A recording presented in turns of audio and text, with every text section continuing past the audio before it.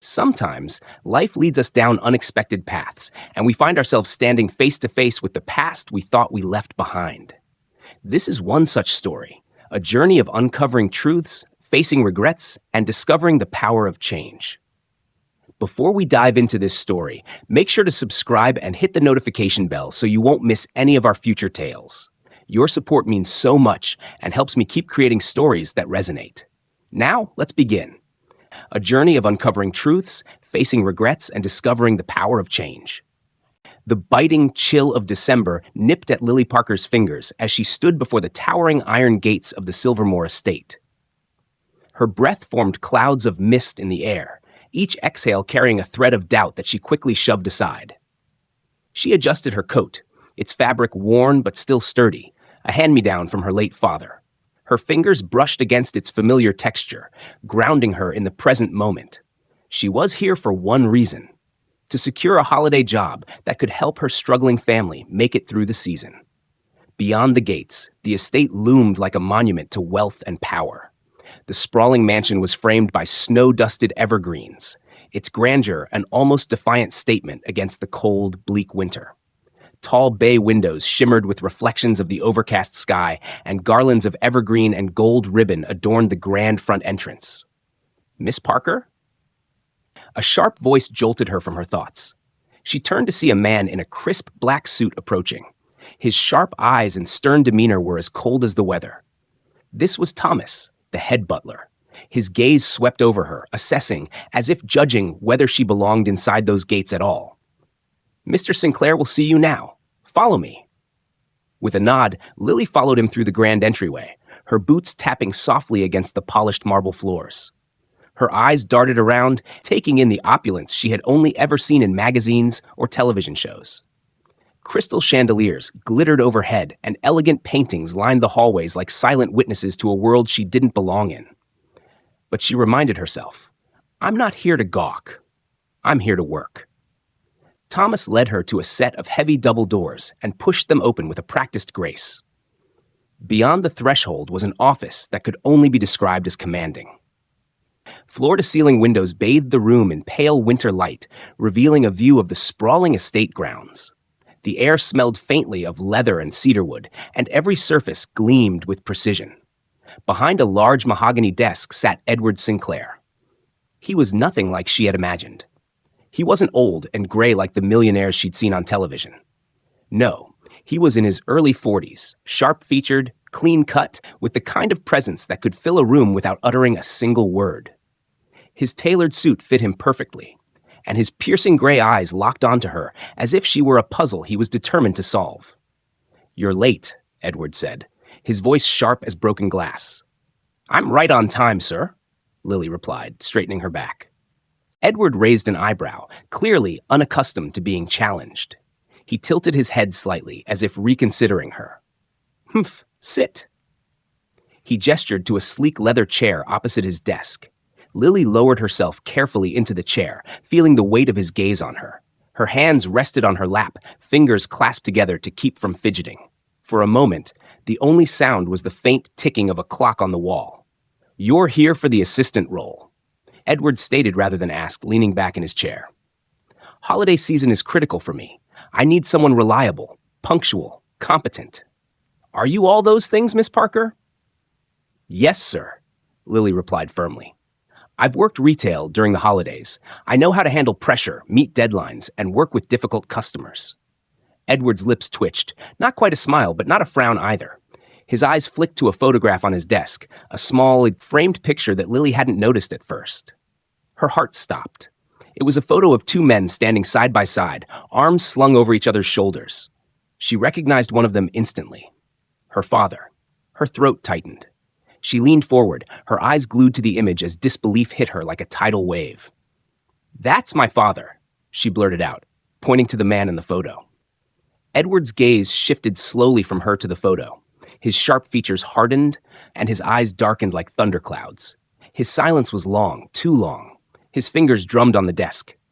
"Charles Parker was your father?" he asked quietly, his voice carrying a new strange weight. "Yes," Lily said, her voice soft but firm. "He passed away a few years ago." For a moment, something flickered in Edward's eyes, something close to regret, maybe even sadness, but it was gone as quickly as it appeared.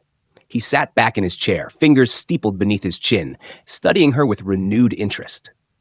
"Your father and I knew each other," Edward said finally. "But that's ancient history." "Ancient or not, it matters to me," Lily replied, leaning forward. She could hear the edge in her own voice, but didn't care. "How did you know him? Were you friends?" "Friends is a strong word," Edward muttered, glancing back at the photo before letting out a breath. He straightened his posture and gave her a look that could have frozen a summer breeze. "The past is the past, Miss Parker. If you want this job, leave it there." His words were like a slammed door, sharp and final. But Lily wasn't so easily deterred. Her father had always been a quiet, hard-working man, never one to talk about his personal life.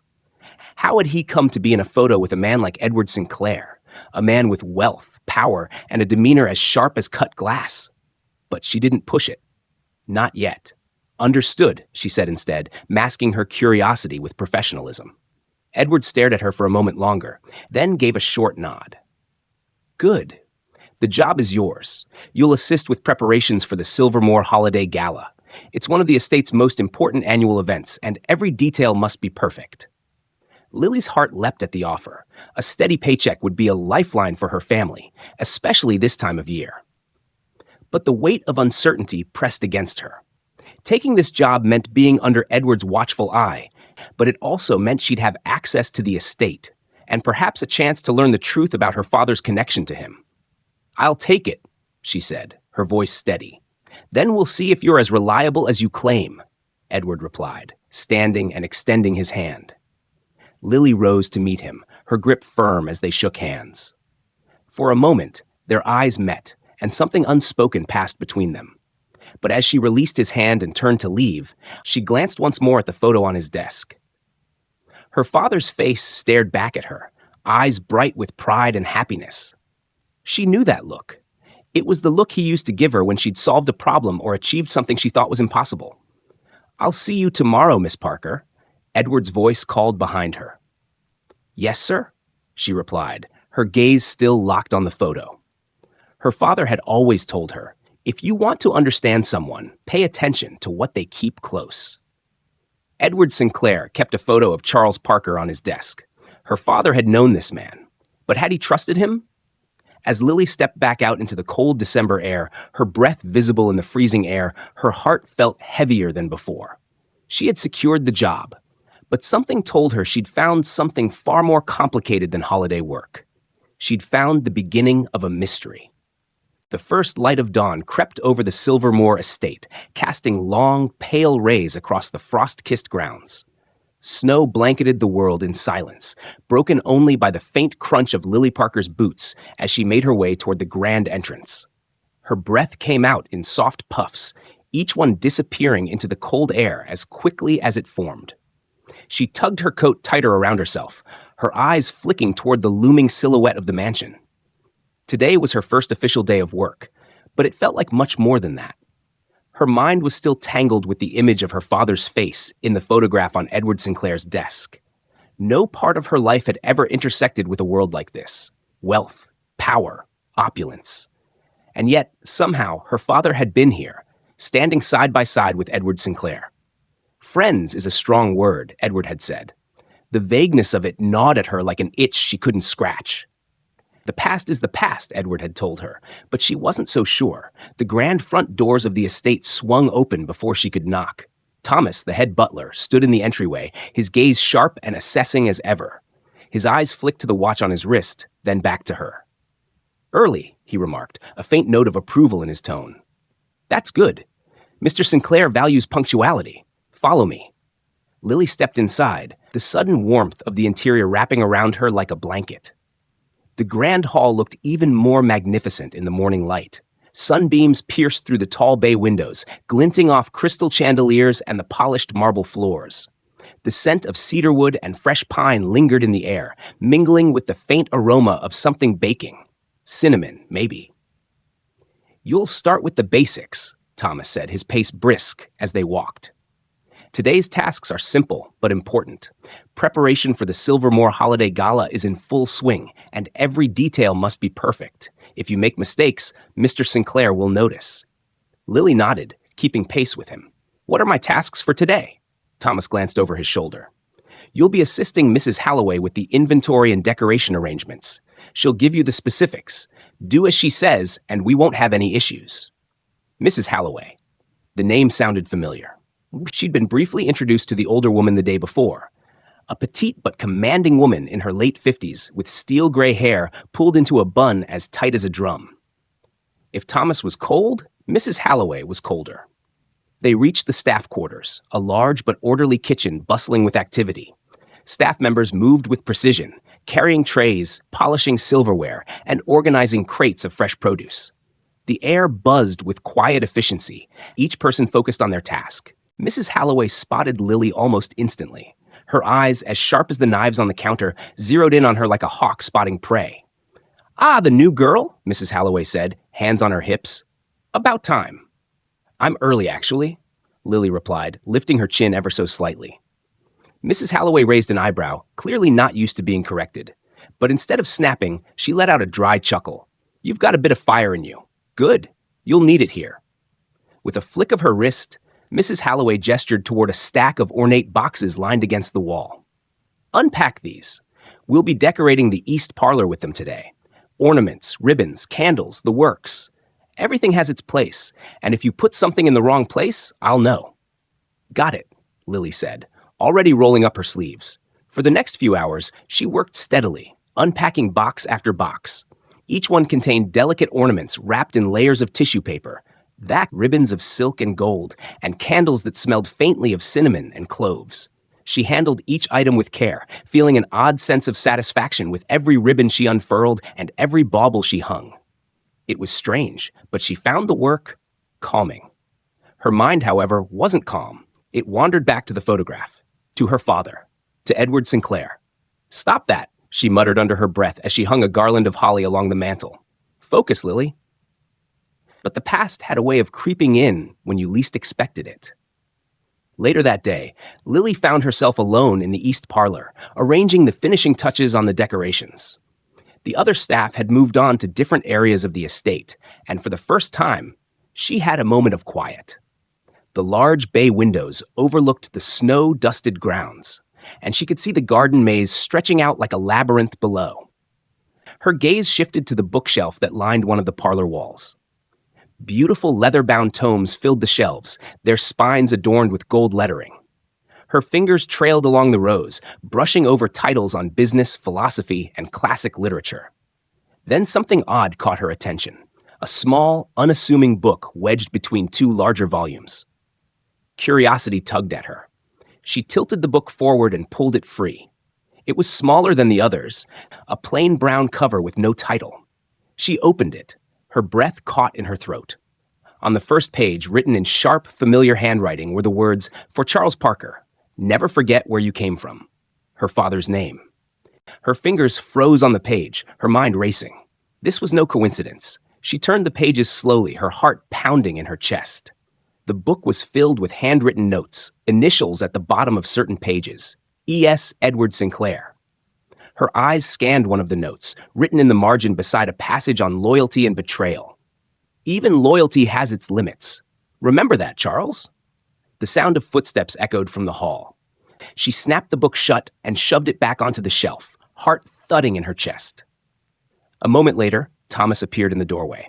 His sharp eyes scanned the room, and for a moment, Lily wondered if he'd somehow seen what she'd done. "Mr. Sinclair wants to see you in his office," Thomas said, his gaze lingering on her longer than usual. "Now." Lily swallowed the lump in her throat. "Of course," she replied, steadying her breath. She followed him back through the long, winding halls, her mind spinning with questions. The book, the note, her father's name. What does it all mean? When she entered Edward's office, he was already waiting for her, standing by the large bay window with his hands in his pockets. The view outside was breathtaking, but Edward wasn't looking at it. His gaze was focused on his reflection in the glass, as if searching for something in himself. "You've done well today," he said, his voice quieter than before. Mrs. Holloway doesn't offer praise lightly. Thank you, sir, Lily replied, careful to keep her tone neutral. He turned, his eyes sharper than ever, and for a moment she felt like she was under a spotlight. His gaze was far too perceptive, as if he could see every doubt, every question, every secret she was trying to hide.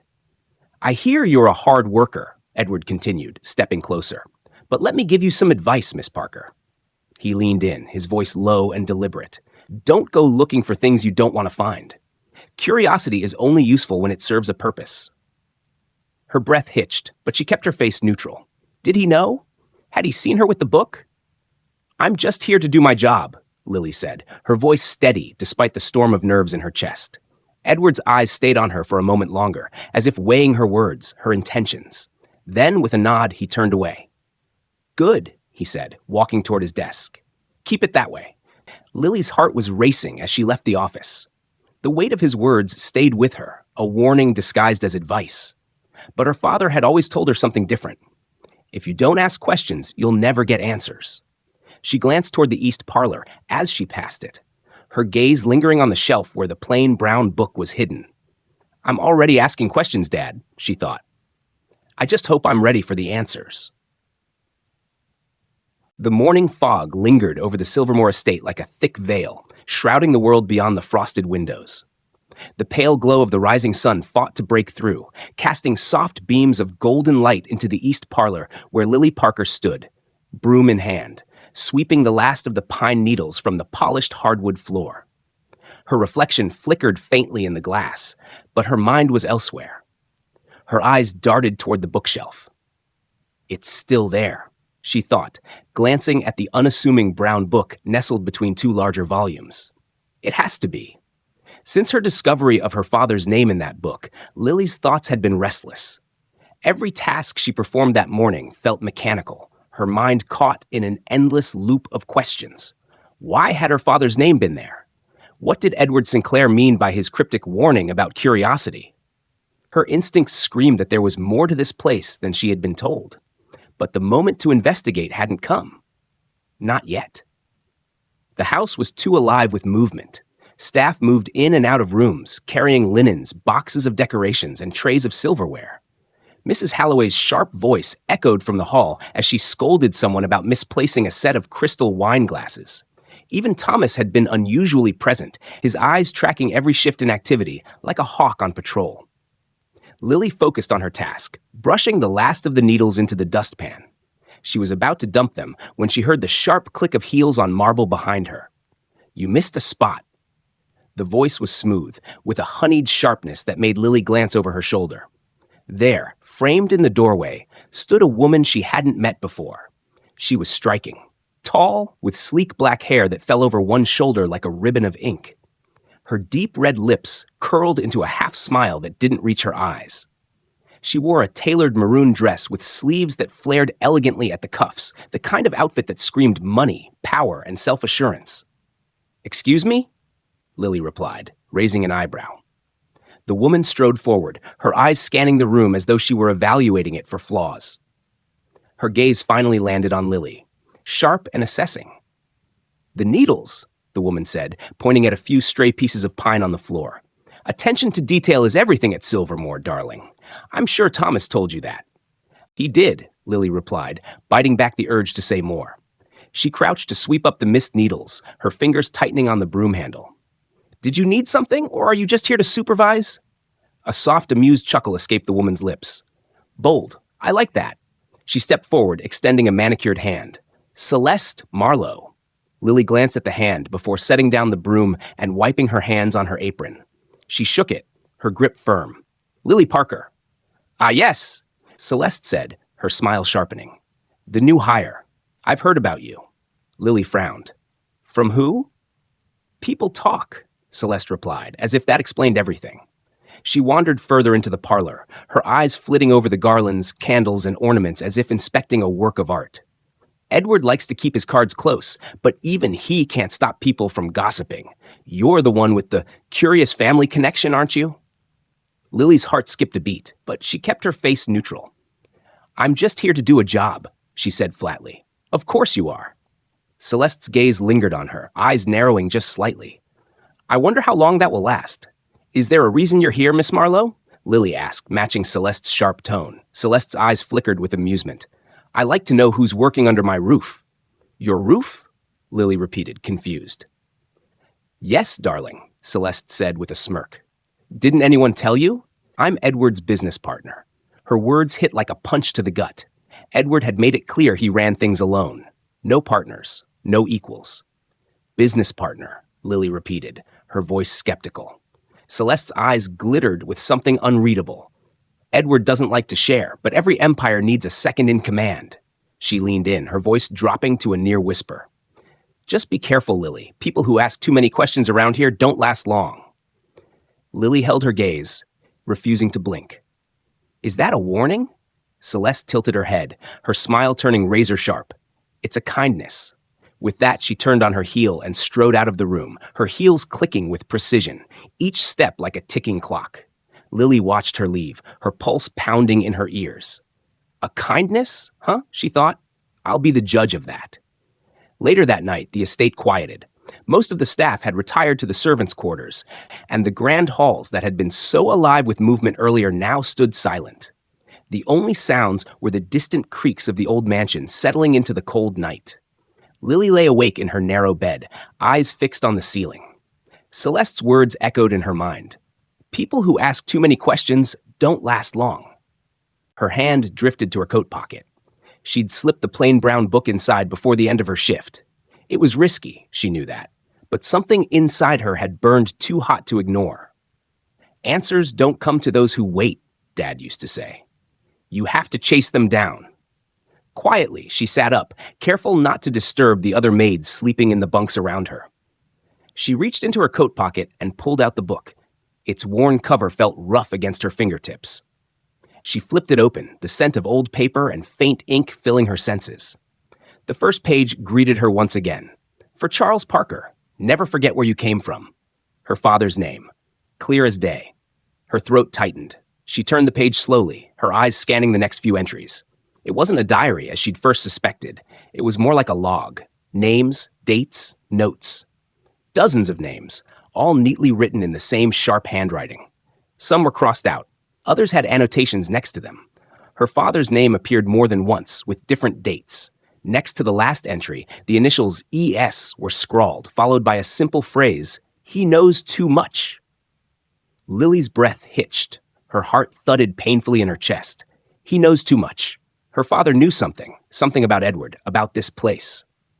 What did you know, Dad? She whispered into the darkness. And why didn't you tell me? Suddenly she heard it. A creak. Her body stiffened. The sound was faint but unmistakable, the soft groan of wood underfoot. It had come from just beyond the door. Her heart leapt into her throat. Slowly, she slid the book under her pillow, her fingers trembling. She listened, holding her breath. The silence stretched on, broken only by the distant tick of a clock in the hallway. She stared at the crack beneath the door, waiting for a shadow, a flicker of movement. But nothing came. Minutes passed, but Lily didn't relax. Her hands stayed clenched under the covers, her eyes locked on the door. Was it one of the other staff? Thomas making his rounds? She wondered, trying to steady her breathing. Or was it something else? Her thoughts raced. Celeste's words echoed once more in her mind. People who ask too many questions don't last long. Lily lay awake for hours, her eyes wide open, her heart refusing to slow. Every creak, every whisper of the old house settling felt like a threat. Her gaze flicked toward the door every few minutes, her ears straining for any sound. Eventually, exhaustion claimed her, pulling her into a restless sleep. But even in her dreams, the words followed her. He knows too much. And now, so did she. The morning light crept in slowly, casting long streaks of pale gold across the wooden floor. The sharp chill of winter still lingered in the air, making the old house feel even more hollow than usual. Lily blinked awake, her eyes gritty from a night of broken sleep. The other maids were already up, their bunks neatly made, the faint scent of soap and fresh linens drifting in the air. Her fingers curled under her pillow, feeling the rough edge of the brown book. It was still there. Her heart eased just a little. Parker, get up, girl. We're already behind schedule. Mrs. Halloway's voice barked from beyond the door, sharp as ever. No peace, Not even for a second, Lily thought, slipping the book deeper beneath her pillow. She'd have to find a better hiding spot, somewhere safer, somewhere no one would think to look. Quickly, she threw on her uniform, laced up her boots, and pulled her hair into a loose bun. The house was alive again, with staff bustling through the corridors. Silvermore had its own rhythm. Each room had to be cleaned, each curtain dusted, and every piece of silver polished until it gleamed. But for Lily, everything felt heavier today. Every face she passed felt like it might be hiding something. Every glance lingered too long. Her gaze swept toward the grand staircase where Celeste Marlowe had appeared the day before. Celeste! The name echoed in her mind like a warning bell. That woman had made her presence known with such precision, like a predator letting its prey know it was being watched. Lily hated that feeling. But something else gnawed at her more than Celeste's cryptic words. It was the sound she'd heard outside her room last night, the faint creak of a footstep. It could have been anyone, she told herself, but doubt had already taken root. People who ask too many questions don't last long. Parker! Mrs. Holloway's voice snapped again, making Lily flinch. Don't just stand there gawking. You're on parlor duty. Lord Sinclair has guests arriving this afternoon, and if I see so much as a speck of dust on those mantels, you'll be scrubbing floors till midnight. Yes, Mrs. Holloway, Lily muttered, grabbing her cleaning supplies and heading toward the east parlor. The parlor was one of the grandest rooms in Silvermore. Large bay windows lined one side of the room, letting in soft natural light that bathed everything in a pale glow. Heavy crimson drapes hung from iron rods, framing the view of the sprawling estate grounds. Every piece of furniture was a statement: dark mahogany tables with carved lion feet, high-backed velvet armchairs, and gold-trimmed cabinets that housed porcelain vases and crystal decanters. Lily got to work dusting the shelves, her mind only half focused on the task. Her eyes kept flicking to the door as if someone might walk in at any moment. Her hands moved methodically, wiping down each surface with a cloth until it shone. She pulled out the porcelain vases one by one, cleaning each delicate curve, careful not to drop them. Her fingers hesitated when she reached the bookshelf. Her heart did a small, nervous flip. It's just a bookshelf, she told herself. It's just wood and paper. But she knew it wasn't. Not anymore. Her eyes landed on the gap where the brown book had been. Nothing had been moved. No one had noticed. Still, her fingers itched with the desire to search. Not here. Not now, she reminded herself. There were too many eyes, too many chances for someone to catch her. Patience, she thought. Wait for the right moment. As she dusted, her thoughts drifted back to her father. Charles Parker. The man who had taught her to ride a bike, to climb trees, to never back down from a challenge. She'd always thought he was just an ordinary man. A kind, hard-working father. But now, with his name scrawled in that mysterious book, he knows too much. Everything about him felt like a question she'd never thought to ask. Her father had worked here once. She'd known that much from her mother's stories. But her mother had never spoken of Edward Sinclair or the details of her father's time at Silvermore. Had he been like her? A simple worker cleaning floors, wiping shelves, and keeping his head down? Or had he been something more? Her fingers brushed over the spine of another book, and her breath caught. It wasn't like the others. This one was bound in dark green leather, worn smooth from age. No title, no author name. Her fingers lingered for a second too long. Curious little thing, aren't you? The voice was soft but sharp. Lily spun around so fast she almost knocked over a vase. Thomas. He stood in the doorway, his hands tucked into the pockets of his tailored waistcoat. His gaze was steady, his eyes sharp like he'd been watching her for longer than a moment. Parlor duty, right? Thomas asked, his tone deceptively light. Yeah, she replied, setting the vase back down. Just dusting. Looks like you're doing more than that. He tilted his head, his gaze flicking to the bookshelf. His eyes narrowed, just a little. He saw me touch it, Lily thought. He noticed. Books collect dust, she replied quickly, lifting her cloth. Mrs. Holloway said no specks of it, remember? Thomas's lips twitched, but it wasn't a smile. It was something colder. Smart girl, he said quietly, his eyes locking onto hers. But not too smart, I hope. Her hands felt clammy. Just trying to keep my job. Thomas lingered for a second longer, his gaze steady, measuring. Then he stepped back into the hallway, his footsteps fading down the corridor. Lily exhaled slowly, her chest tight. He knows. She was sure of it. He saw me touch that book, and now he's watching me. She glanced toward the shelf one more time, the green leather spine calling to her like a siren song. Not now. Not here. She'd learned that lesson. This place wasn't safe. Not with Thomas lurking. Not with Celeste's warnings fresh in her mind. That night, Lily couldn't sleep. The air felt heavier than usual, like a storm was pressing down on the house. Her eyes stayed locked on the door, her ears attuned to every creak, every shift of weight on the old wooden floors. She wasn't alone. She knew that now. But she had a plan. When the bells chimed midnight, she slipped out of bed. Every step was measured, her breath shallow. Her heart pounded like a drum, each beat counting down to the moment she'd be caught. But no one came. She moved carefully, her footsteps light as feathers. The servants' quarters were quiet, only the soft snores of the others filling the air. The halls beyond were even quieter. Her fingers brushed the wall for balance as she moved. The east parlor wasn't far, 3 turns, 2 flights of stairs. Her feet knew the way. She reached the door and pressed her ear to it. Silence. Her breath came faster, fogging the air in front of her. Go, she urged herself. Go now, before you lose your nerve. Her fingers wrapped around the door handle, turning it slowly, slowly, until it clicked open. She slid inside, her heart racing. The moonlight streamed in through the bay windows, washing the room in silver. It felt different at night. Colder, like it belonged to someone else. She stepped toward the bookshelf, her eyes fixed on the green leather book. Her fingers touched the spine, and she pulled it free. It was heavier than she expected. She flipped it open, her eyes scanning the first page. It wasn't a story, it was a ledger. Names, dates, payments. The names felt familiar. People she'd heard of in passing. People from the estate. The farther she read, the tighter her chest became.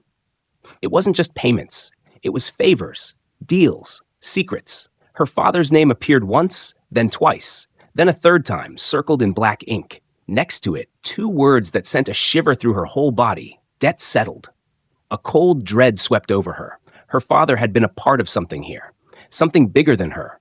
Bigger than all of them. She heard it again. The creak of a floorboard behind her. Lily froze, her breath caught in her throat. Looks like you found something you shouldn't have, a voice whispered from the darkness. Her pulse spiked. She spun around, clutching the book to her chest. There, standing in the doorway, was Thomas. His smile was sharper than any knife. The book felt like a weight against Lily's chest, her fingers gripping the worn leather cover so tightly her knuckles ached. Her eyes darted around the dimly lit room, searching for a way out, a path that didn't lead straight into Thomas's gaze. But there was no escape. He stood in the doorway, his shadow stretching across the floor, long and crooked in the glow of the moonlight. His face was calm, too calm, but his eyes were sharp with something far more dangerous, amusement. He tilted his head slowly, his eyes flicking to the book clutched against her chest. Well, well, he said, his voice low and smooth as silk. Looks like little Miss Parker has a taste for secrets. Lily's heart thundered in her chest, each beat so loud she was sure he could hear it. Her mind was racing, searching for an excuse, a lie, anything that would make him leave. But her mouth felt dry, her voice trapped in her throat. She started, but it came out as a croak. She swallowed hard and tried again. I was just cleaning. Thomas raised an eyebrow, his lips quirking into a half smile. Cleaning? At midnight? While hugging a book like it's a lost kitten? He took 1 step forward, his boots heavy against the wood. Try again, Parker. Her breath came short and fast. Her gaze darted to the window. It was too far, and he was too fast. She could feel it in the way he moved, slow and deliberate, like he had all the time in the world to catch her. Mrs. Halloway asked me to check the shelves, she said, forcing herself to sound calm.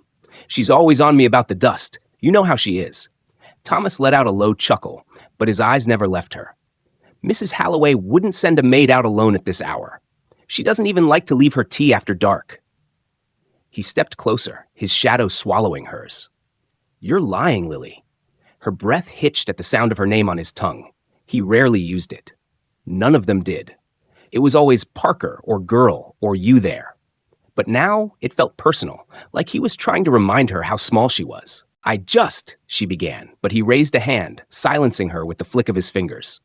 Don't bother, he said, his voice soft but firm. I'm not interested in your excuses. He moved slowly, circling her like a predator with nowhere better to be. She turned with him, never letting him out of her sight, her back pressing against the bookshelf.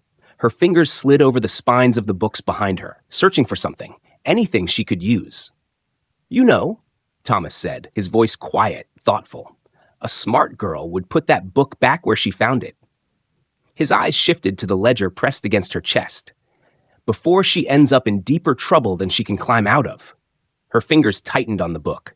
Her throat burned with the urge to speak, to demand answers, but she knew better. Questions were dangerous. She'd learned that from Celeste and from her father. "What's in it?" she asked, her voice barely more than a whisper. Thomas stopped moving. He blinked, and for a moment he looked almost surprised. Then, slowly, a grin spread across his face, sharp and wide.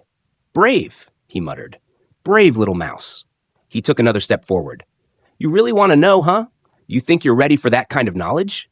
He leaned in close, so close she could see the faint scar that cut through his left eyebrow. "Let me give you some free advice, Parker." She didn't move, didn't breathe. "Curiosity gets people buried," he whispered, his breath hot against her cheek, "and no one comes looking for a maid." Her heart was hammering now, her chest tight with fear and something else, anger.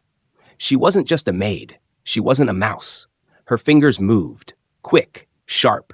She grabbed one of the heavy books behind her and swung it with all her strength. Crack. The corner of the book slammed into his temple. His head snapped to the side, and he stumbled, his hand flying to his face with a hiss of pain. Lily didn't wait. She ran. Her feet hit the floor hard and fast, her breath coming in sharp gasps as she bolted for the door. She could hear him curse behind her, hear the heavy thud of his boots as he gave chase. Her heart felt like it might burst, but she didn't stop. Left, right, down the hall. The shadows shifted as she ran, the cold air biting at her skin. Her mind raced just as fast as her feet. The servants' quarters? No, too obvious. The kitchen? No. He'd trapped me there. Her eyes locked on the narrow door to the east stairwell. It was small, hidden behind the grandfather clock at the end of the hall. She threw her weight against it, feeling the door groan as it swung open. She slipped inside, pulling it shut behind her. The darkness was absolute. No windows, no light. She crouched low, one hand pressed to the cold stone wall, her breath ragged and shallow. Footsteps echoed outside. Heavy, slow, deliberate. They stopped. Her heart pounded in her ears, every beat a countdown to disaster. She squeezed her eyes shut, willing herself to become invisible, to become nothing at all. The footsteps moved closer. Then, silence. Her breath stopped entirely. Her fingers dug into the stone wall. Her muscles locked so tightly they ached. The door creaked, slowly. Light spilled in, long and narrow, cutting through the darkness like a blade. Lily froze. The shadow of a man stood there, his broad frame filling the doorway. For a moment, he didn't move. Neither did she. "Lily," Thomas's voice drifted into the stairwell, soft and patient, like a hunter calling to a lost lamb. "You hit harder than I expected. I'll give you that." Her jaw clenched, and she bit her lip to keep from breathing too loud. "I know you're in there," he continued, his tone light, conversational. "Hiding in the dark, thinking you're clever. But you know what happens to clever little girls, don't you?" She didn't answer. She didn't move. "They make mistakes," he said, and she heard the grin in his voice. "And mistakes, well, mistakes cost more than you've got to give." The door shifted, the light angling differently as he leaned in. His shadow stretched across the wall beside her, long and thin like a noose. "I'll give you one chance, Parker," Thomas said softly. "Hand over the book and I walk away. No harm done." Her fingers tightened on the ledger. No. She'd seen her father's name in it. She wasn't giving it up. Silence stretched between them, heavy and brittle as glass. "Suit yourself," he said after a moment. Then he pulled the door shut with a bang so loud she flinched. Her breathing came fast and shallow, her heart racing like a wild animal's. She stayed still, listening for his footsteps. They were there, faint but steady, growing quieter and quieter as he walked away. "He's gone," she told herself. "He's gone." But she didn't move, not for a long, long time. Her fingers ached from clutching the book too tightly. She loosened her grip, her breath still coming in sharp, uneven bursts. She had to know. Slowly, carefully, she opened the ledger again. Her eyes scanned the names, moving quickly over unfamiliar entries. Lord Harrow, £40,000. Mr. C. Parker, debt settled. Her breath hitched. But there was more. On the next page, in fresh ink, was a single name, Lily Parker. Her whole body went cold. There was no date, no payment. Just two words written in clean, precise script beneath her name. Under observation. Her heart stopped. She heard it again, the faint creak of a floorboard above her. He wasn't gone. Lily's breath came in shallow, silent gasps as she pressed herself tighter against the cold stone wall. Her heart pounded so violently it hurt, the thump, thump, thump drumming in her ears like a distant war cry. He's still here, she realized, her eyes locked on the cracks in the ceiling above. Thomas never left. Her fingers hovered over the name in the ledger. Lily Parker. Under observation. The words felt like an iron brand seared into her mind. They knew. They knew about me. But what did it mean? Who was watching her? And why? The faint creak of a floorboard made her snap the book shut with a soft thud. She winced, her eyes darting to the ceiling. The sound wasn't close, but it wasn't far either. Slow, methodical footsteps moved just above her, each one heavier than the last, like they knew exactly how much pressure it would take to be heard. He's looking for me. Her eyes adjusted to the pitch black of the stairwell. The cold, narrow space smelled of old stone and damp wood. Her legs were cramping from crouching too long, but she didn't dare move. Her mind scrambled for a plan. If I wait too long, he'll catch me. If I run, he'll hear me. Another creak. Closer this time. Her eyes darted toward the staircase leading down. The basement. No one went there. Not the maids, not the cooks, and certainly not Mrs. Halloway. It was dark, colder than the rest of the house, and filled with the scent of old metal and mold. But it was also her only option. Slowly, inch by inch, she eased her weight off her knees and onto the balls of her feet. Every movement felt like it took an eternity. Her breath was shallow, controlled, her eyes flicking up with every tiny shift. Another step, and another. Her hand brushed the cold iron of the banister. It was slick with dust, but she gripped it tightly, her fingers curling around it like a lifeline. She moved with agonizing slowness, her bare feet making no sound on the stone. Her gaze shot up once more. The creaking had stopped. She froze, her whole body stiff and alert. Don't move. Don't breathe.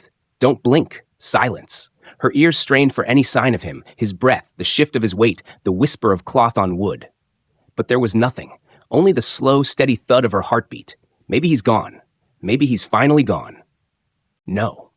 Her gut told her otherwise. Men like Thomas didn't leave. They lingered. They hunted.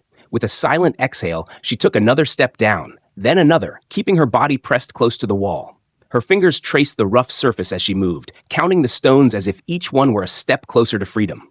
1, 2, 3, 4.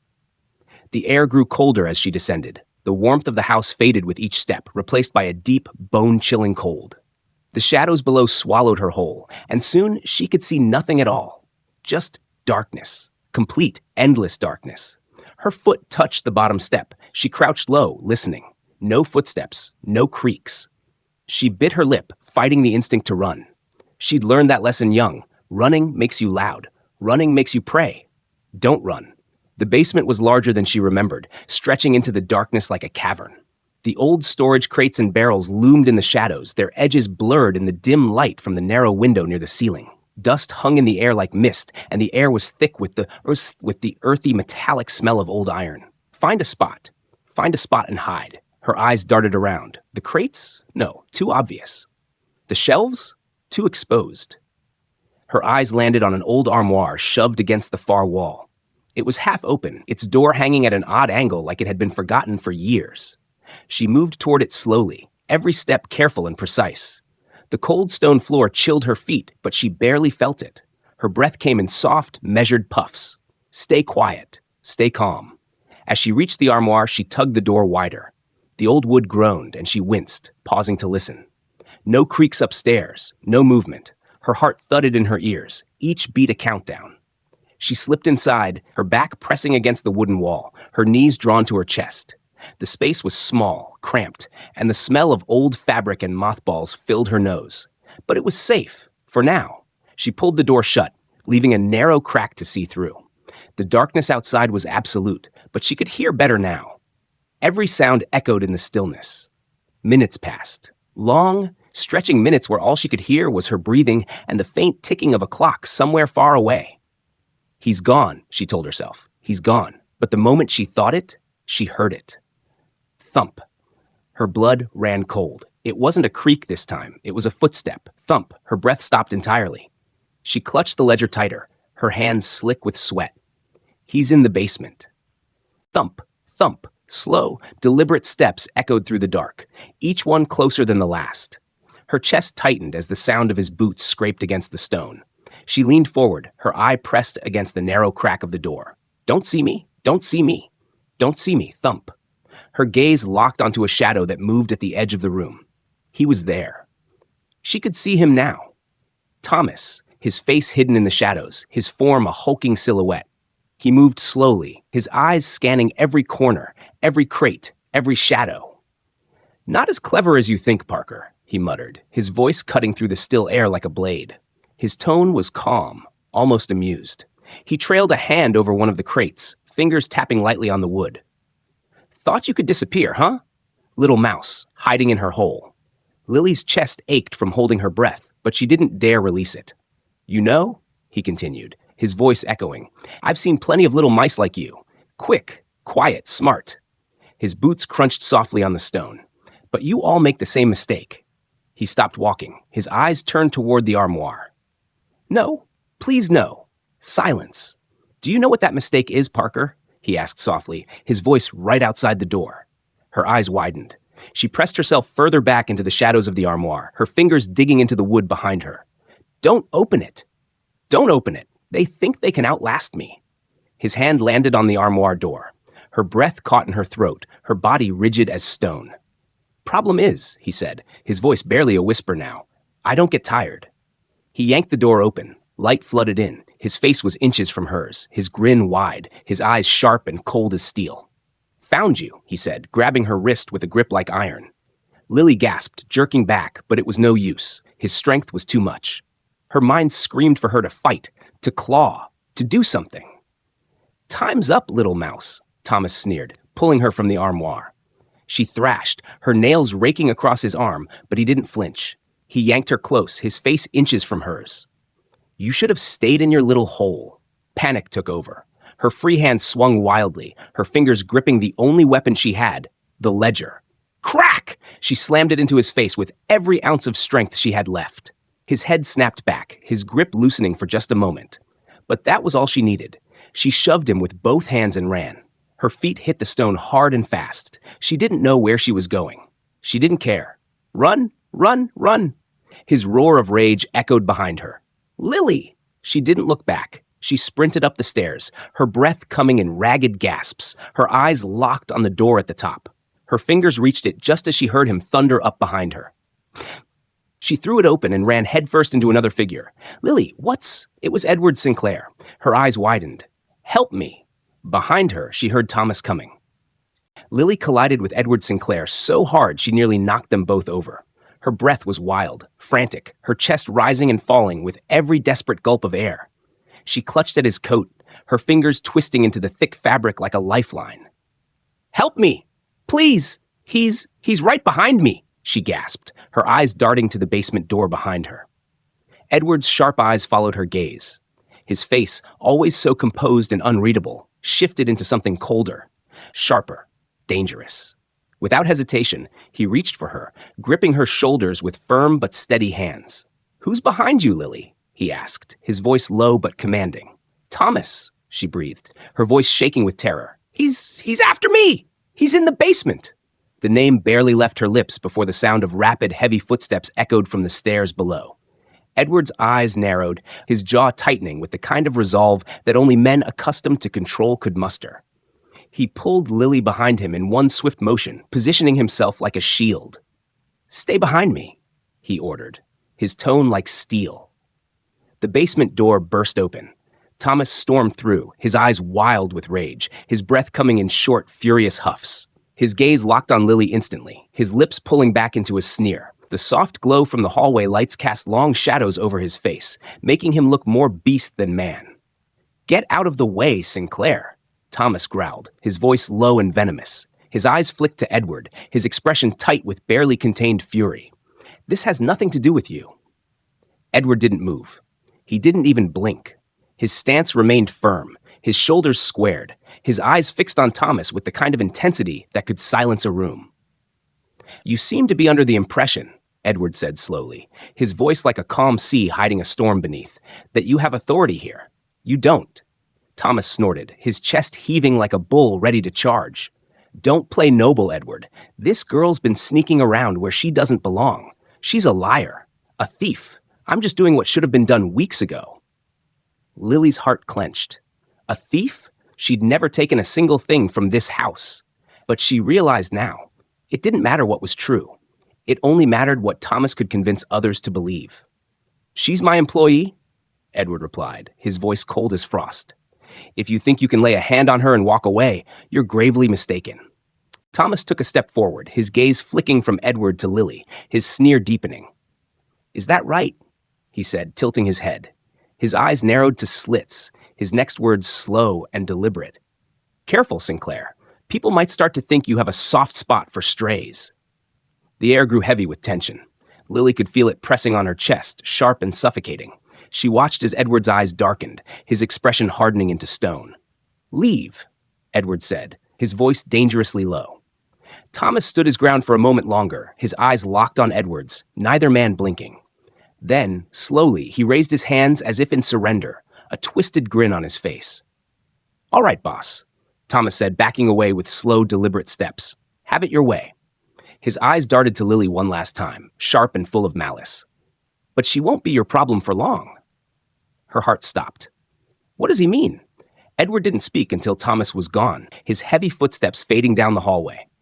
The moment they disappeared, Edward turned to face Lily. His hands rested on her shoulders, his gaze searching her face with rare intensity. "Are you hurt?" he asked, his voice softer now, but no less serious. Lily shook her head, still catching her breath. "No, I'm okay.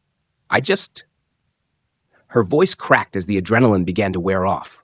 Her hands trembled as she clutched at his coat, her legs weak from running. "He was going to hurt me, Mr. Sinclair." "I know he was."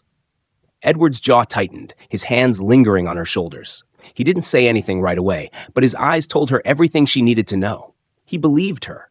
He didn't need proof. He didn't need an explanation. He simply believed her. "Come with me," he said quietly, guiding her down the hallway. "We need to talk." The fire crackled softly in the sitting room as Lily sat on the edge of a leather armchair, her hands wrapped around a warm cup of tea that Mrs. Halloway had insisted she take. She stared into the fire, watching the flames flicker and dance, her mind still replaying every second of what had just happened. Edward stood by the window, his silhouette outlined by the glow of the fire. He hadn't spoken for several minutes, his gaze fixed on the darkness beyond the glass. His stillness was unnerving. "How long has this been going on?" he asked finally, his voice calm but firm. Lily glanced up at him, confused. "What do you mean?" "Thomas," he clarified, his gaze cutting toward her. "How long has he been watching you? Following you?" She hesitated, thinking back. The glances, the feeling of being watched, the unease that had settled in her gut every time she passed him in the hall. It hadn't started suddenly. It had crept in, little by little, until it became unbearable. "A few weeks, I think," she admitted, her voice barely above a whisper. "At first, I thought I was imagining it, but then he started showing up, in places he didn't belong." Her hands tightened around the cup. "He was in the kitchen when I was alone, in the hall after my shift ended. I'd see him at the end of corridors, just standing there." Edward's face hardened, his eyes narrowing like a predator locking onto its prey. He was quiet for a moment, his fingers drumming softly on the window frame. "He won't touch you again," Edward said at last, his voice like iron. "I'll make sure of it." Lily blinked, startled by the certainty in his tone. "You believe me?" He turned fully toward her, his gaze sharp and unwavering. "Yes, I do." Her eyes burned, tears threatening to spill. She'd been bracing herself for doubt, for questions, for the possibility that he wouldn't believe her at all. "Thank you," she whispered, her voice thick with relief. Edward stepped forward, his eyes still on her. "You're not going back to the servants' quarters tonight," he said firmly. "Stay in one of the guest rooms on the second floor. It's safer there." Her eyes widened. "I'm Mr. Sinclair. I can't." "Yes, you can," he cut in, his gaze steady and unyielding. "No one will question it, and if they do, they'll answer to me." The warmth in his voice, the absolute certainty of it, made her throat tighten with gratitude. She nodded, wiping her eyes quickly before the tears could fall. "All right," she murmured. Edward studied her for a moment, his eyes softer now, his brow lined with something close to concern. "You've done nothing wrong, Lily," he said quietly. "Don't ever let a man like Thomas make you think otherwise." Her heart swelled at those words, something in her chest untangling after being knotted up for far too long. That night, Lily lay in a bed larger and softer than any she'd ever slept in. Her eyes stared up at the ornate ceiling, her mind still replaying everything that had happened. But her heart was lighter now. He believed me. For the first time since arriving at Silvermore Estate, she didn't feel like she was alone. But her moment of peace was short-lived. A sharp tap, tap, tap echoed from the window. Her breath caught in her chest.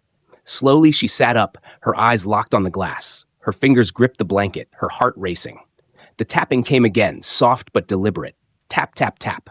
Her eyes darted to the window. For a moment, she saw nothing but darkness. But then, a face appeared.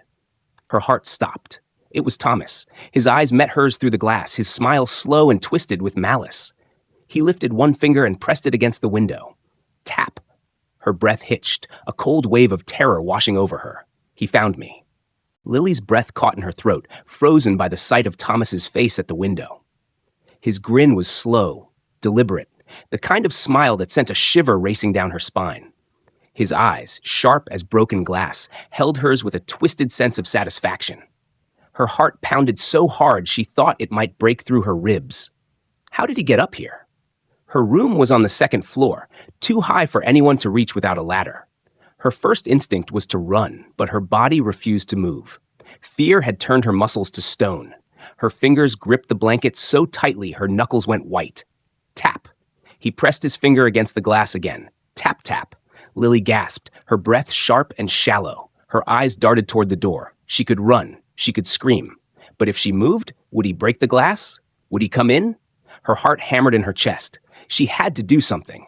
Move, Lily. Move. With every ounce of strength she could muster, she threw the blankets aside and bolted for the door. Her feet barely touched the ground as she crossed the room.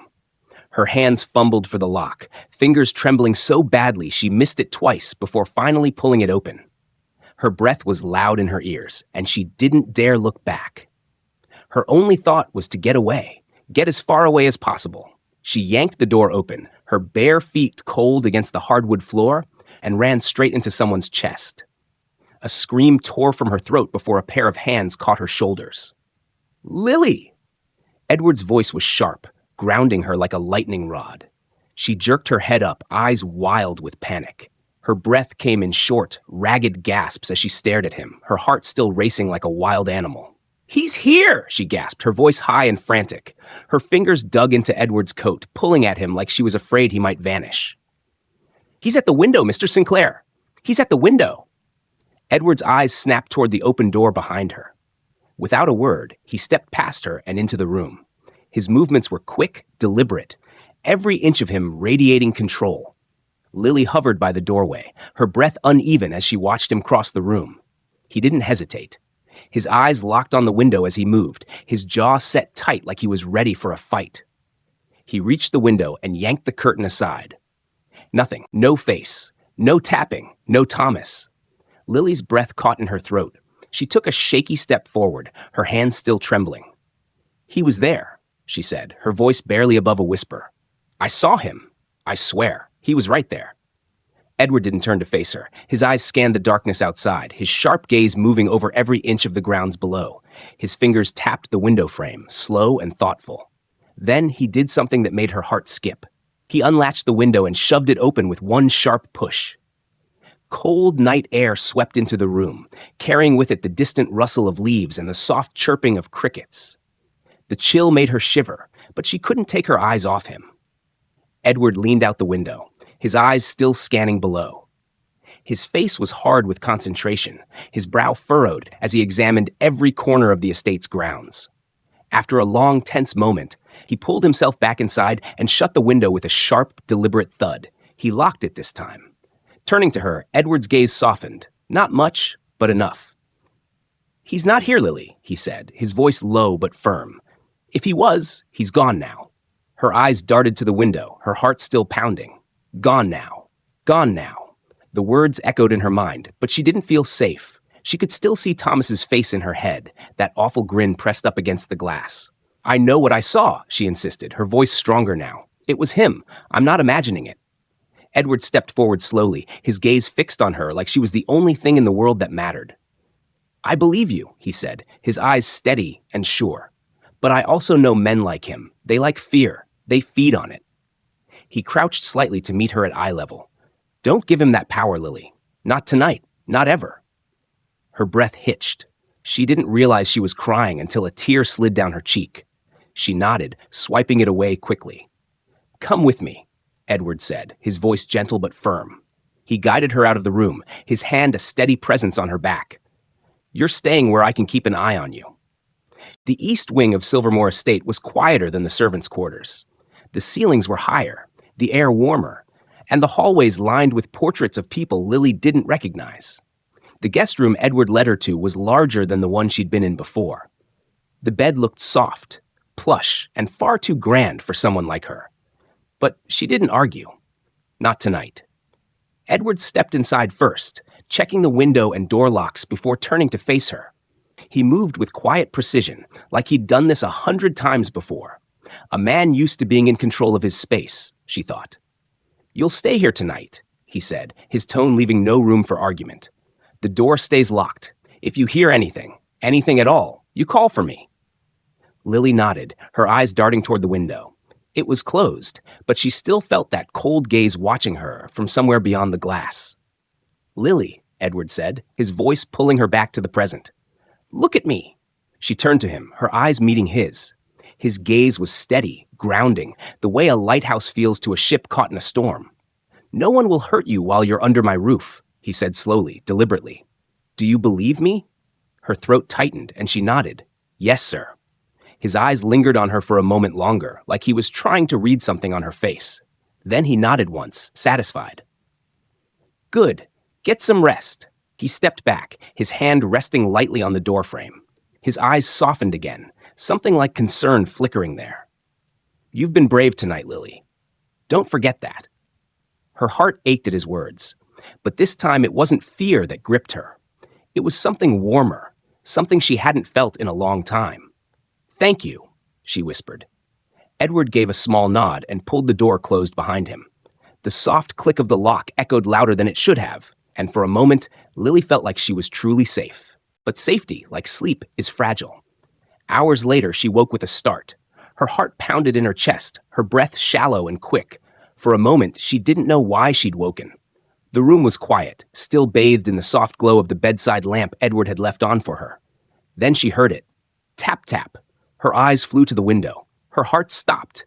Nothing, just darkness beyond the glass. Her breath came in shallow gasps, her fingers gripping the blanket so tight she thought she might tear it. She stared at the window, every muscle in her body coiled like a spring. Minutes passed, then more. Nothing. There's nothing there. But she didn't move. Her eyes stayed on the window, watching, waiting. Her fingers slowly relaxed, her breathing slowed, her heart began to settle. Maybe it was just the wind, she told herself. Just the wind. Then from the hallway outside her door, tap, tap, tap. Her heart stopped cold. Not the window this time. The door. Her eyes widened, and her breath hitched in her throat. She sat up slowly, her gaze locked on the door. Tap, tap, tap. It was louder now, deliberate. Her heart pounded in her ears as she sat frozen in place, barely breathing. Tap, tap. Her hands gripped the edge of the blanket, and she stared at the door. Don't move. Don't breathe. The silence stretched on for so long she thought it might be over. Then she heard it. A voice. Low, whispering. Lily, I know you're in there. Lily's breath hitched in her chest, each inhale shallow, each exhale trembling. The voice, low and rasping, seemed to come from the very air itself, as if it were woven into the darkness outside her door. Her body was frozen, every muscle locked in place as though she were a statue, waiting for the next sound, the next move. Lily, I know you're in there. The words whispered through her mind like a chill breeze, and with it came the unmistakable feeling of being watched. The walls of the room seemed to close in, the shadows in the corners deepening as though the darkness itself were alive, waiting for something. or someone to step forward. Lily's heart pounded in her ears, louder than the voice, louder than anything else in the world. She couldn't breathe, couldn't think, couldn't move. Her fingers, stiff with fear, clutched the edge of the blanket, knuckles white, and yet she couldn't bring herself to release it. What if it was a trick? What if Thomas was out there, his twisted face mere inches from her door, waiting for her to make a sound? Tap, tap. A gentle knock, barely audible, but enough to send a jolt of panic through her. Her eyes flicked to the door, the latch, her only line of defense, suddenly feeling as fragile as a paper-thin barrier. He's outside. He's really out there. For what felt like an eternity, Lily sat there, motionless, too afraid to move, but too terrified to close her eyes. She knew, deep in her gut, that if she looked away, if she let her guard down for even a second, something would happen. Something she would never be able to undo. Tap, tap, tap. The knocking grew more insistent now, louder, as though he was testing her, seeing how long she would stay silent. But she wasn't going to give him the satisfaction of responding. Not this time. She strained her ears, listening for the faintest sign of movement. The house, once so silent, now seemed alive, creaking and groaning like it was shifting in response to her panic. She could feel the cold air from the hallway creeping through the crack at the bottom of the door, its icy fingers brushing against her skin. And then, as suddenly as it had started, the knocking stopped. Lily's pulse raced, but for a moment there was only the deafening silence that followed. Was he gone? Had he left? Was it all in her head? But no, the stillness felt too heavy. It pressed in on her, suffocating her in the dark, and she knew, without a doubt, that Thomas was still there. She could feel his presence, a shadow in the hallway, just outside her room. Her eyes darted to the window, her pulse quickening once more. Was he watching her from outside now? She hadn't heard him move, hadn't seen a single sign of life from the grounds outside, but the nagging feeling wouldn't leave her. He was always one step ahead, always watching. No, she told herself, stay calm. She had to think clearly. She had to outsmart him. He's trying to break me, to get me to act on instinct. I won't let him. With trembling hands, she slowly reached for the lamp on the bedside table. The soft light flickered to life, casting a warm, golden glow over the room. The shadows seemed less oppressive now, though they still lurked in the corners, watching her every move. She felt a little steadier, but the fear was still there, gnawing at her, tightening around her chest. Her fingers hovered over the drawer of the bedside table, where she'd hidden a small pocket knife, her only form of protection. The knife was something she'd taken from the kitchen, something she hoped she wouldn't need, but now, with Thomas lurking outside her door, she wasn't so sure. Tap, tap. The knock came again, and this time, the voice followed. But it wasn't just a whisper. It was louder, clearer, closer. Lily, the voice rasped, so near now she could almost feel the breath on the other side of the door. Let me in. Her stomach churned, and a cold sweat broke out on the back of her neck. That voice, it wasn't just Thomas anymore. It was something else. Something darker, more sinister, and far more dangerous than anything she had imagined. Her fingers tightened around the edge of the table, the sharpness of the knife offering her some small comfort. It felt like the only thing standing between her and whatever waited outside that door. She could hear his voice again, softer now, coaxing, like a lover's whisper, but laced with poison. I know you're scared, Lily. You don't have to be. You don't have to be alone. Her breath caught in her throat. She wanted to scream, to run, to do something, anything, but her legs refused to move. Her body felt heavy, like a stone lodged in the pit of her stomach, weighing her down. The sound of his voice seemed to seep into her bones, freezing her in place. I just want to talk to you, Lily. You know what we share, what we could have together. The voice was honeyed, soft, and yet there was something dark lurking beneath it. Something twisted. Her mind screamed in protest, and yet her body didn't react. No, no, no, she thought. This is what he wants. He wants me to open the door. But the more she resisted, the more the voice seemed to invade her thoughts, winding its way around her, like a snake. Was this really happening? Was Thomas so far gone that he no longer even cared about his own twisted sanity? Or was there something else at play here? Some force that was pulling him closer to her?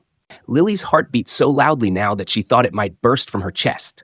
She closed her eyes, forcing herself to focus, to block out the maddening voice that whispered her name, the soft, persistent knocking. And then, just as the door handle jiggled once more, she heard another sound. A familiar sound. Footsteps. Heavy, quick, echoing from the staircase. Edward. Relief flooded through her like a tidal wave. Her hand shot out to unlock the drawer, grabbing the knife with desperate fingers. She didn't know if she would need it, but she wasn't going to wait to find out. With her heart in her throat, she waited, tense, her senses hyper-alert.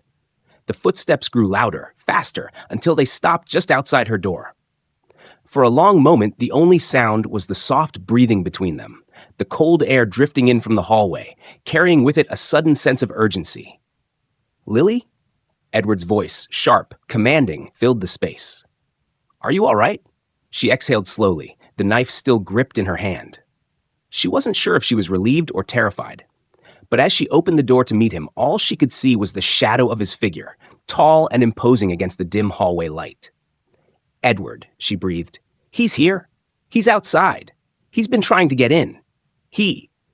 But before she could finish, his hand shot up to silence her. His face was unreadable, his eyes scanning the hallway with a predator's precision. "Stay behind me," he ordered, his voice as sharp as a blade. Lily nodded, stepping back and pressing herself into the corner of the room, watching him with a mix of fear and trust. Edward took a step forward, scanning the hallway like a hawk, and for a moment Lily thought she might be safe. But then she heard it. Tap. A sound, faint but undeniable. A whisper in the dark. "He's still out there," Lily whispered, her voice trembling. Edward turned toward her, his face hard, determined. "We'll deal with him, Lily. You're not alone anymore. He won't hurt you." She wasn't so sure. Not yet. Not with the dark closing in, and not with the faint, haunting sound of his voice echoing from the shadows. Lily's heart hammered in her chest as she watched Edward stand at the doorway, his broad frame blocking the hallway, his eyes scanning the empty darkness beyond. The silence that hung in the air was thick, suffocating, almost as if the house itself was holding its breath. Her body was rigid, her fingers still tightly gripping the knife she had taken from the drawer. Despite Edward's assurances, she couldn't shake the feeling that something far darker than Thomas had arrived in her life. The knock had stopped. The whispering had stopped. But the weight of the moment, the terror that lingered just outside her door, remained, pressing down on her, suffusing every inch of the room with an almost tangible sense of dread. Edward turned his gaze toward her. There was a fire in his eyes, a mixture of resolve and something else she couldn't place. Perhaps it was the same fear she felt, but masked behind a strong, unwavering facade. "Stay close," he said, his voice clipped. "No matter what happens, stay behind me." Lily didn't respond. She simply nodded, too terrified to speak. She had never seen Edward this serious before. She had always known him to be a man of confidence, his charm and control making him appear invincible, untouchable. But now, in this moment, his every movement was careful, deliberate, as though he too understood that they were on the edge of something they couldn't fully grasp. Edward stepped forward into the hallway, his boots making soft thuds against the old wooden floor. Lily followed closely behind, her eyes darting from corner to corner, scanning for any sign of movement. She could feel the air grow colder as they walked down the narrow hallway, the shadows seeming to stretch and shift, as though they were alive. "Do you think he's still out there?" Lily asked, her voice barely more than a whisper. Edward's expression hardened, but he didn't answer immediately. Instead, he reached out and placed a hand on the railing of the stairs, his fingers curling around the old worn wood. He was listening, watching, waiting. For what? She wasn't sure. But there was an intensity in him now that she hadn't seen before. "I don't know," he finally said, his voice low and tight, "but I know we're not safe here. Not anymore." Lily's stomach tightened at the words. Not anymore. What did that mean? What had changed in the span of a few hours? Thomas had always been a threat, a twisted part of her past, but now it felt like something far more insidious was coming for them both, something that went beyond Thomas's obsessive cruelty. They reached the top of the stairs, and Edward motioned for Lily to follow him. The heavy silence stretched between them, the air growing thicker as they made their way to the room at the end of the hallway. The door stood ajar, a sliver of darkness visible through the gap. Lily's throat tightened, her mouth dry as dust. Was Thomas in there? Was he waiting for them? But no, there was no knock, no voice, just the unnerving quiet. Edward paused before the door, his hand resting on the frame as he hesitated for a moment. It was only for a second, but Lily saw it, a flicker of doubt in his eyes, a hesitation she hadn't expected. "This room," he murmured, almost to himself. "This is where it all began." Lily blinked, confused. "What do you mean?" Edward turned toward her, his gaze fierce, as though he were trying to decide how much to reveal. The air between them felt charged, heavy with unspoken words. She could see the storm behind his eyes, the conflict raging inside him. He opened his mouth as though to speak, but then his expression shifted, as though the words caught in his throat. He shook his head. "No time for explanations." Lily stared at him. "Edward, you're scaring me. What is going on?" Before he could answer, a creak echoed through the hallway. Lily stiffened, a low sound barely perceptible. But it was enough. It was the sound of something moving. Someone. She glanced at Edward. He was already moving, his body tensing as he slowly approached the door, hand outstretched. The room beyond was dark, the only light coming from a narrow window that let in a sliver of pale moonlight. Edward pushed the door open, the hinges groaning in protest. Lily held her breath as they both stepped inside. The room was unchanged, the furniture as it had been since she had first arrived, stark and cold, its very stillness unsettling. A large desk sat against the wall, piles of paperwork scattered across it, some of them half-finished, others abandoned. But Lily's gaze was immediately drawn to the far corner of the room, where something caught the dim light. A shadow. A figure. Her blood ran cold. It wasn't Thomas, but it was someone. Someone she had never expected to see here. Not in this room. "Father?" she whispered, barely able to breathe as her voice cracked, trembling with disbelief. There, in the corner, stood a man she thought had been lost to the past, her father, Richard Parker. He was pale, his face gaunt and hollow, his clothes threadbare, his hands shaking as they hung loosely by his sides. His eyes met hers, and for a moment, she couldn't breathe. It was him, her father, but there was something wrong. Something unnatural about the way he stood there, so still, so eerily quiet. "Dad?" Lily's voice was louder now, but it was still full of uncertainty. She stepped forward, her legs unsteady, unsure whether to approach or run. Her father had been missing for years. She had thought he was dead, but here he was, alive. And yet the longer she stared at him, the more she realized something wasn't right. His presence was like a sickness in the room, a weight that made the air itself feel heavier, suffocating. Edward stepped beside her, his eyes scanning the room before they landed on Richard. There was no recognition in his gaze, no surprise, only cold, distant understanding. "You're not supposed to be here," Edward said, his voice as hard as stone. Lily turned to him, her confusion deepening. "What do you mean? Who is he? How is he alive?" Edward didn't answer her directly. Instead, he walked toward Richard, his eyes narrowing as he approached the man.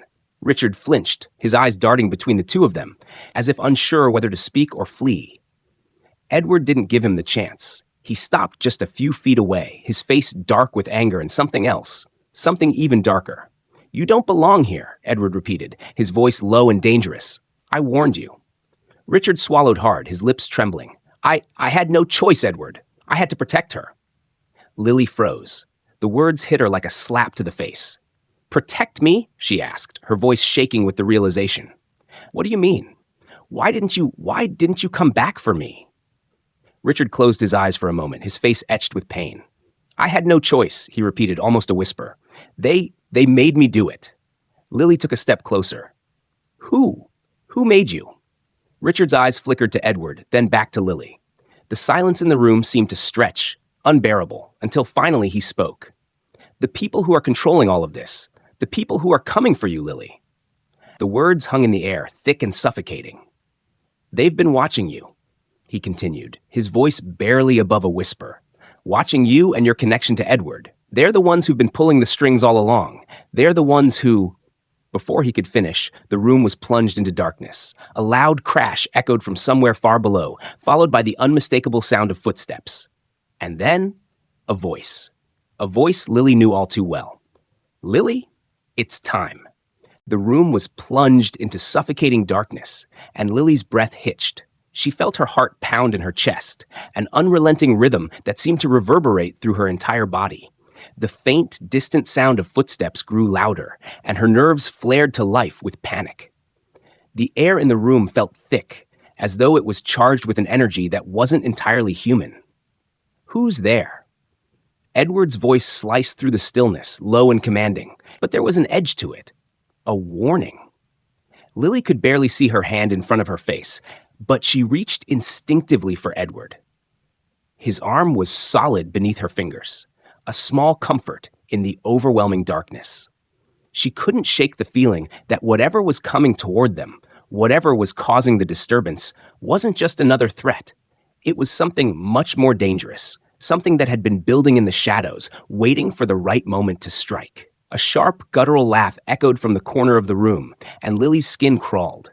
The voice was familiar, but twisted, distorted by the darkness and time. Lily?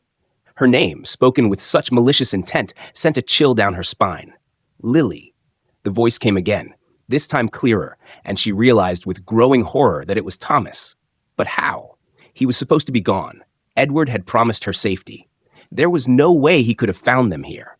No way he could have gotten inside. Lily's breath caught in her throat. She instinctively pulled away from Edward, her legs shaking beneath her. The darkness felt suffocating now, as though the very air around her was alive, pressing in from all sides. The shadows weren't just shadows anymore. They were something more, something that was now starting to close in, something that had been lurking just out of sight. "Don't listen to him, Lily." Edward's voice came again, this time with a sense of urgency. "He's not the one you think he is." Lily's heart stumbled in her chest. What did that mean?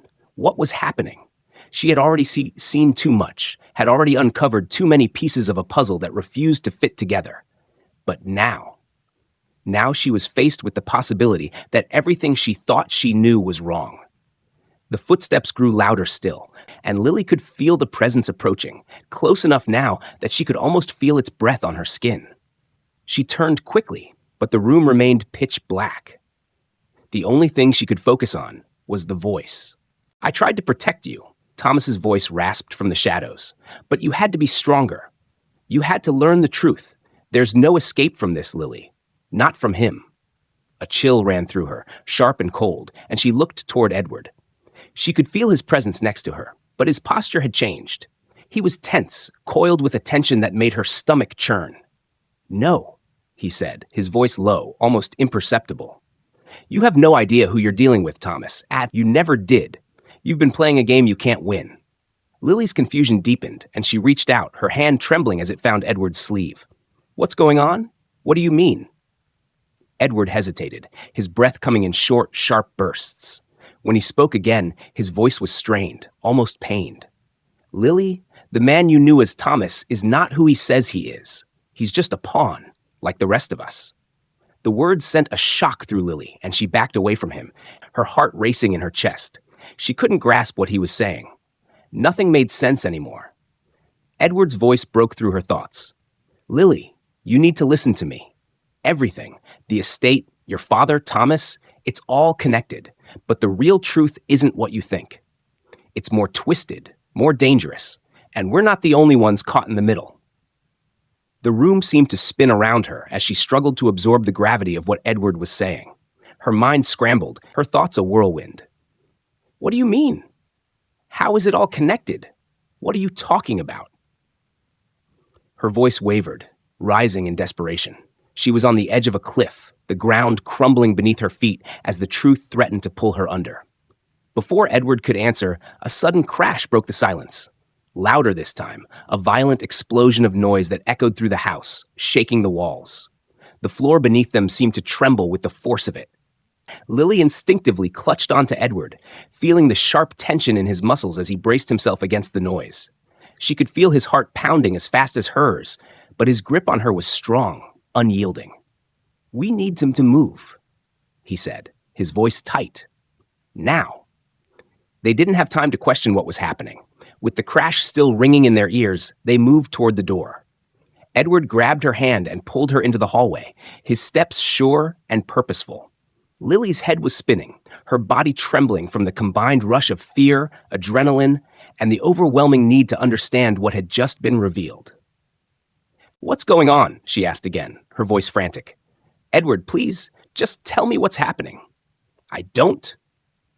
"There's no time," he interrupted, his grip tightening around her wrist as they moved quickly down the hall. "You're in more danger than you realize. We're all in danger." Lily could barely process his words as they made their way down the corridor, toward the stairs. The house had been silent a moment ago, but now it seemed as though the walls themselves were alive with noise, creaks, and whispers surrounding them like 1,000 voices. The darkness felt oppressive, closing in from every side. Something was watching them. "Who's coming for us?" Lily demanded, her voice cracking. "Who's controlling all of this?" Edward's expression darkened, and for a moment, he didn't answer. The weight of his silence only deepened Lily's fear. What was it he wasn't telling her? "The ones who've been pulling the strings," Edward muttered, his voice barely audible. "The ones who are coming for us. They're not human. They've been in control of everything. Of us, of your family, even Thomas. But most importantly, they've been waiting for you." Lily's mind reeled. Waiting for her? What could that possibly mean? Edward turned to her, his eyes locking onto hers with an intensity that made her blood run cold. "Lily, your father. He didn't just disappear. He joined them." Lily's heart stopped. What? Her world was unraveling at a speed she couldn't grasp. Edward's words felt like a final blow, a truth too terrible to bear. But before she could ask him to explain further, a loud, echoing crash interrupted her thoughts. And then from the dark depths of the house came that voice again. "Lily, it's time."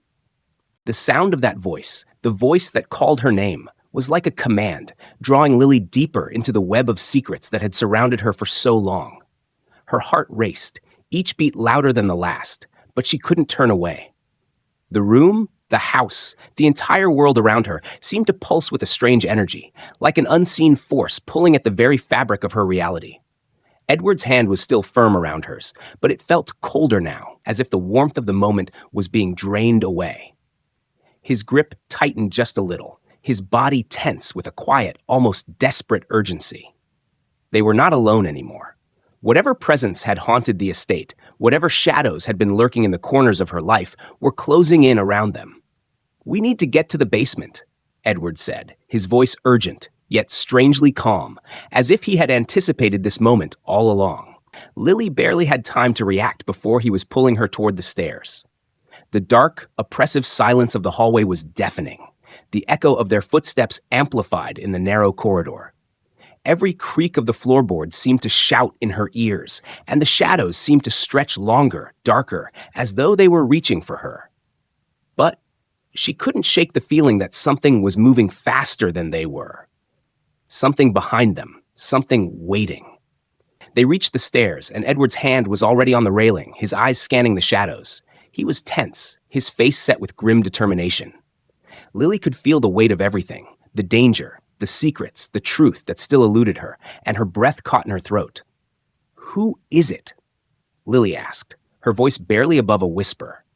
She had to know, even if the truth could shatter her.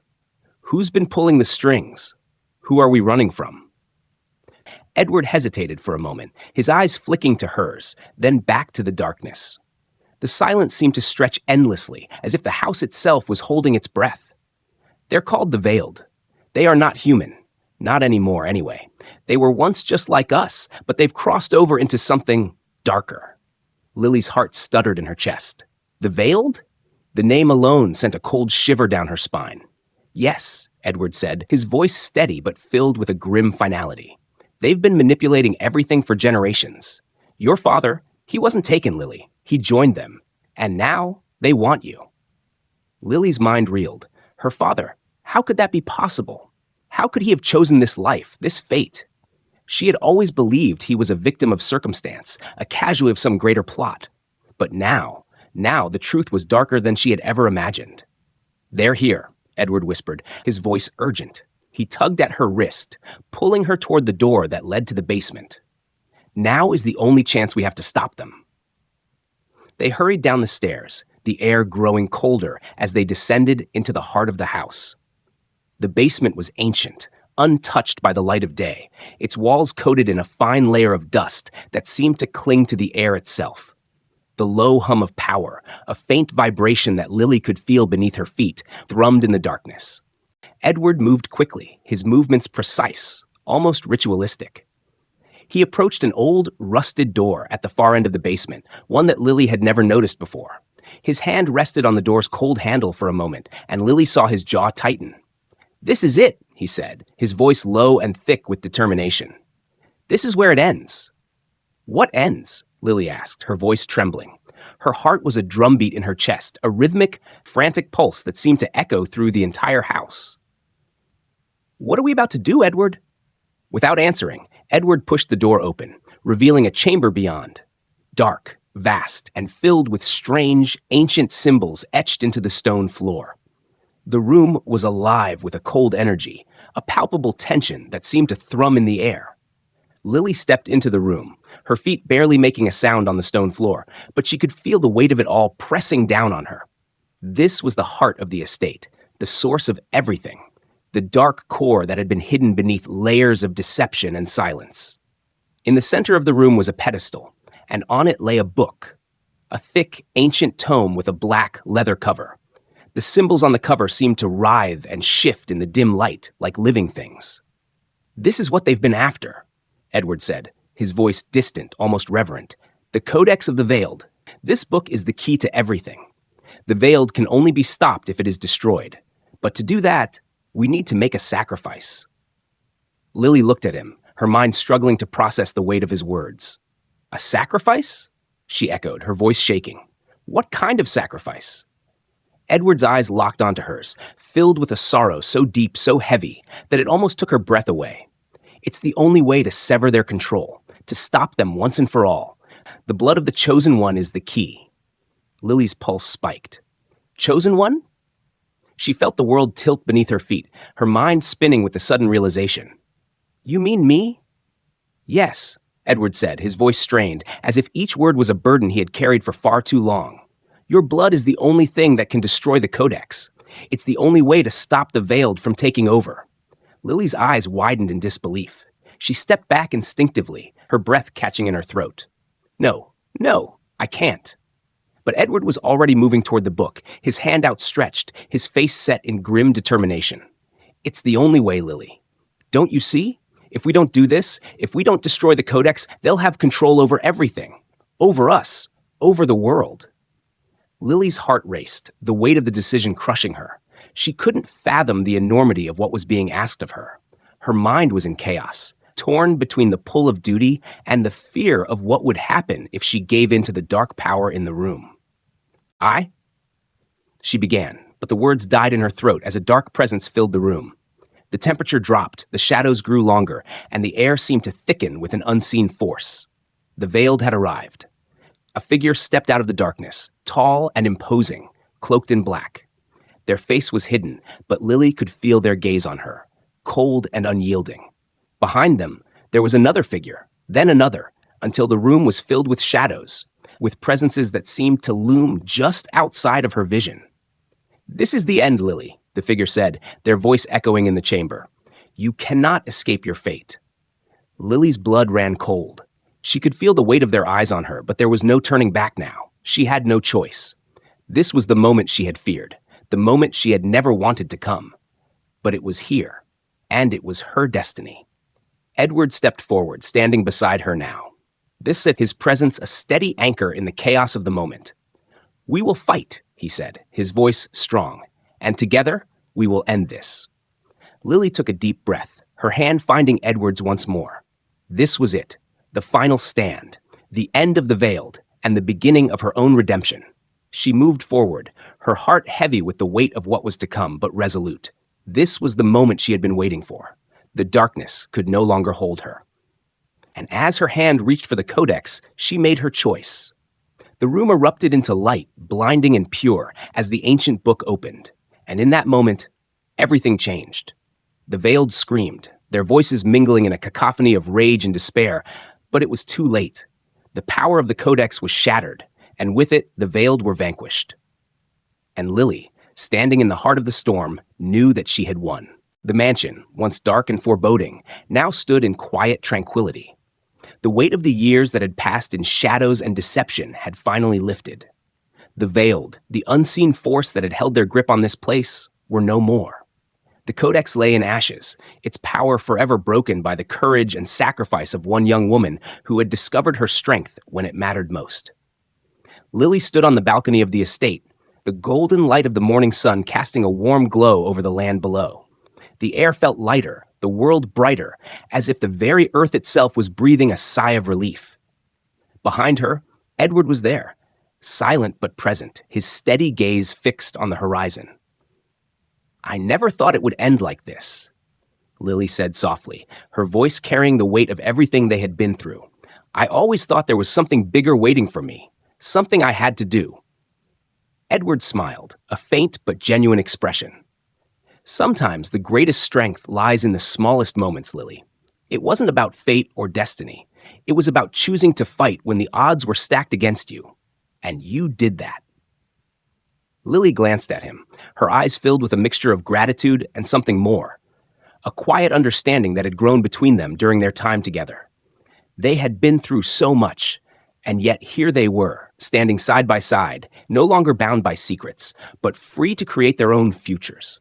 "You're right," she said. "I was always afraid of what I might have to face, but now I know that sometimes the hardest thing is to let go of the fear, to embrace what's ahead, no matter how uncertain." Edward nodded. "You've changed, Lily. You've become someone who isn't afraid to face the truth, and that's the person who's going to shape the future." Lily looked out across the estate, her thoughts drifting back to the past, the questions, the fears, the longing for answers that had brought her here. But now, it felt different. The past was no longer a chain around her neck. It was a part of her story, a story that had led her to this moment, to this place of peace. "I don't know what the future holds," she admitted, "but for the first time, I'm not afraid to find out." Edward stepped beside her, his presence solid and reassuring. "Whatever comes, we face it together."